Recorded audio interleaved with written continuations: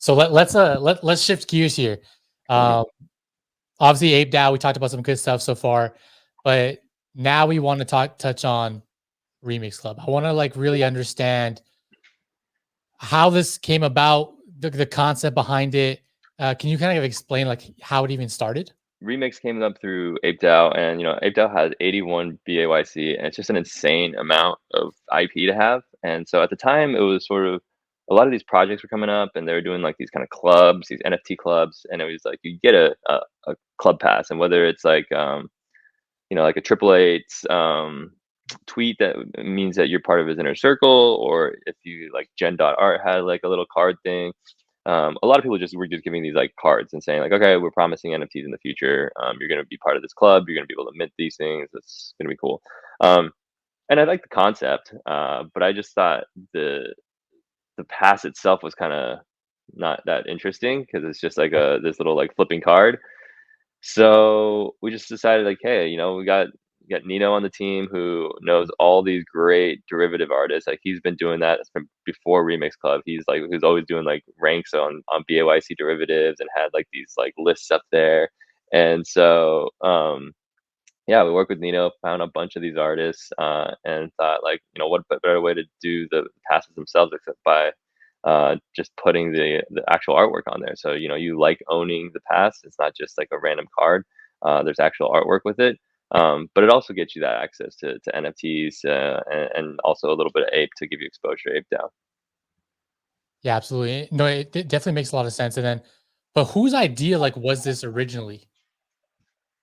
It was my idea originally. Okay, so it was So okay, we cool. just, yeah, like I was talking to Kylo about it. We had ideas of coming up with a project, and doing something with the apes, right? Like that was the main thing. It's like we have all these apes, we want to do something with it. We didn't want to just, Ape DAO was just sitting there.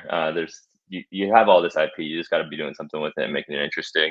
And on top of that, you wanted to get revenue generation for the DAO, right? Like we're all Absolutely. heavily invested in the DAO. We love the DAO, and that's how we actually got most of the project started. It's just because the team isn't like we're not doing this with like for personal gain or anything like that. Like, I mean, what I got out of it was like to make more ape tokens. Like, I was like, I did the whole project, all I got some ape tokens out of it, which is like great. I love ape tokens. I love the ape DAO, but this is how we built it. And people like Crystal and Nino, a lot of their payment was through ape tokens as well, and it was just Right.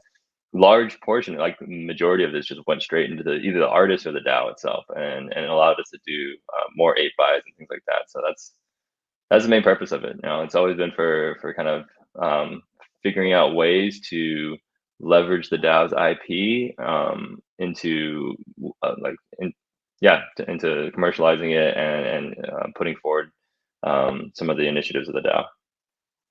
No, absolutely. It's like so for me, especially from the outside looking in, because obviously I'm still pretty new to the Ape DAO family and stuff like that. But it's like this was the smartest, I guess, move or pivot in my mind. Just like you said, just to be able to leverage the IP and everything you guys are building. So kudos to you guys and the team for like literally putting all this together. Can you touch on some of the past projects that you guys have done inside of Remix Club? Yeah, I mean, so Remix Club, we've kind of split out into two things. And then there's going to be a few different ways that we're doing this, but the main two portions of Remix Club are originals and legends. Right. Um, and so originals is just a kind of a cool art projects. We through doing remix, we've gotten connections with a lot of different artists. Nino has really great connections with artists around the space, and we just thought, what's a better way to bring artists and community together than to use our team's ability to put together a project and do smart contracts because a lot of these artists, they're on OpenSea, they mint directly on OpenSea's contract or they're on Rarible. It's not always they don't have access to a lot of the tools for like random minting and then different options like that we can help them utilize. So yeah, that's what we wanted to do. We wanted to bring these tools over to the artists. We wanted to connect our artist community and our collector community together and be able to bring really cool, unique projects to the space. And then so the first one was Dario's piece, Prima Yeah. Donna, and then we have hand drawn loops here that you're showing right here by Prasad. Those were the first two projects on originals. Dario's piece was 2,000 pieces, and it was his first generative artwork piece. There are some customs in there, like the one you're showing with the laser eyes and the E forehead. But yeah, I mean, these were great. Like, I think everyone loves the artwork here. We also have some new mechanics coming in where we're gonna be able to burn a couple of them to be able to get a physical signed print from Dario himself, 40 Right. centimeter by 40 centimeter. Um, that's going to be pretty cool. And then that's another thing that we want to kind of do is trying to figure out ways to get physical artworks out to people as well. So like Prasad as well, he recently just sold out his in a few minutes on these hand drawn loops, and he had a really fun competition where um, if you're in the Discord, you can kind of give your interpretation of any of the loops, and he picked his favorite interpretation, and then he had like a whole printed box set and a framed, printed out dolly piece that he sent mailed directly to that collector that won it. So it's I think we're in this space. We collect a lot of these like super expensive art pieces, and they're just sitting in our laptops. It's cool to be able to get them out on your wall sometimes. So I think we'll continue to try to do that with these RPs. Figure out ways to get physicals into people's hands and like actually be able to enjoy your work or the artwork that you own in your house somewhere. Yeah, absolutely. I love it. I love that you guys like kind of adding utility to it and just providing more than like just the NFT itself. Next up, obviously, Brian Morris or the Glass Apes is dropping soon. Do you have any comments or things you want to add to that one? Yeah, yeah. I mean, Brian Morris, obviously, he came on the scene with derivatives and just killed Yeah. it. Like everybody was like, "Oh man, what is this guy?" I mean, you could see even in the remix, like that was always the top seller. Like everybody wanted the Brian Morris. And his remix ape has like it's like this fishbowl, and that's how it came about. So basically, his remix ape has this like fishbowl concept, and it was an awesome concept. And then we like one day on Twitter before we launched Remix, he was just doing some sneak peeks, and he did this black one where he just had like the shine layer and didn't have the rest of the layer from his Remix aid.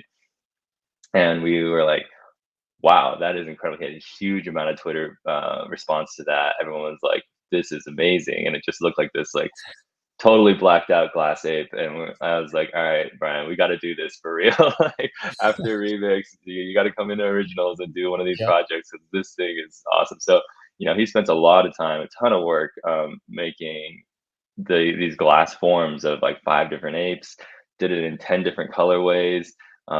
So there's just they look awesome, to be honest. They look really, really cool. And then we have a bunch of new ideas with it, with like utility, because he's named it Order of the Glass Ape. So it's this sort of secret society concept around it, and he's going to have different ways to collect them. He's got like little Easter eggs in there that you're going to be able to find and collect in Yeah. different ways. So if you collect the same colors, if you collect the same apes, if you collect all the Easter eggs of that one kind, there's just so many different fun ways to do this, and he'll have different rewards for collectors that do those challenges as well.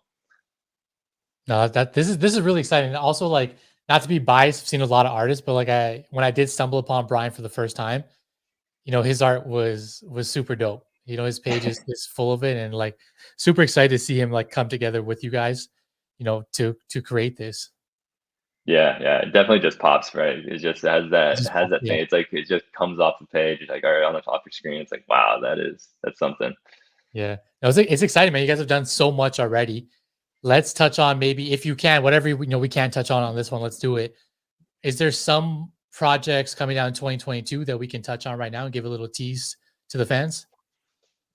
Yeah, so I mean, some of the projects that we're working on are with artists that aren't huge in the NFT space, actually. So there's one project that I want to talk about that will be coming out in January, and we work with an artist that Nino knows from New York City. His name's Jeremy Penn. He's in the community. He's been in the community from day one. Um, he's a pretty big artist in New York. He does a lot of like gallery shows. Has these huge physical artworks where he has these different drip art concepts across these like big canvases, Cool. and they just look really, really cool. I mean, like it's like a little bit urban, a little bit modern. Um, they look great. So I mean, if you guys want to go look him up, Jeremy Penn, he's got some cool stuff. You can check out his Instagram and stuff. Anyways, we worked on him with him on this project that he calls Hot Lips. and it's this really cool. It has this like kind of silhouette of a girl with hot lips like printed on it, but then he does it across his all these like different backgrounds that he does that are kind of typical to his style. So it's not going to be a huge collection. It'll be a nice small collection of these, and we're gonna we're gonna probably do something in the range of 200 some, but they're all going to be unique. It's going to be generative, and it's gonna look pretty nice. And then on top of that, he does these prints on, I think it's aluminum sheet. So he has a printer near him in New York City that does these like aluminum prints for him. So we're definitely gonna figure out ways, like I said, to get these like aluminum physical prints into people's hands. He just did a few samples. We'll be doing some sneak peeks later this month, but it looks cool. It's gonna be awesome. It's definitely one of those pieces that it's not just a cartoon or something like that. It's a piece of artwork that you're definitely gonna want on your wall. Like that's this one. I mean, this is like literally his artwork people do buy and put in like in studio Yeah, apartments up in New York City and stuff like that. So like this, it's top notch stuff, and it's gonna look really cool. it's exciting. I just feel like there's so much cool things that are gonna be happening in 2022. So I think the roadmap is gonna be really exciting. Um, Let me ask you this before we kind of switch directions here. If what is one? I'm sure there's probably a few artists maybe on your radar right now that you want to work with or you're thinking about. Is there someone you can name right now that you would be like just super ecstatic to work with and bring them on to create for originals? I mean, yeah, it's hard to say. Like I know with originals, there's obviously the big artist names out there that if Right. they came to originals, it'd be amazing. Right? Like if like X Copy, if you want to do an originals collection, I'm all for it. Yeah. But to be honest, originals, it's not like everybody's kind of out there in their space. They've got their big artists. We want to be able to bring sort of introduce some new artists into the space as well. Not to say that like they have no following, nothing, but maybe they've been just kind of lurking on Super Rare and or some other places that have like, they've done a couple of small things. So yeah, like there's not somebody that's like one person I can think of right now. But I have been talking to a few different artists, and some of them do have uh, decent NFT history, and some of them have like nothing. So Right. it's more just about trying to figure out, does their style and artwork work in the space? Does it look interesting? Does it look intriguing? Is it something that people like connect with? And if so, how do we leverage our platform to promote it and push it out there? So I think I think it's just a great we have a great platform to be able to kind of highlight and bring artists to the forefront. And that's what we want to do.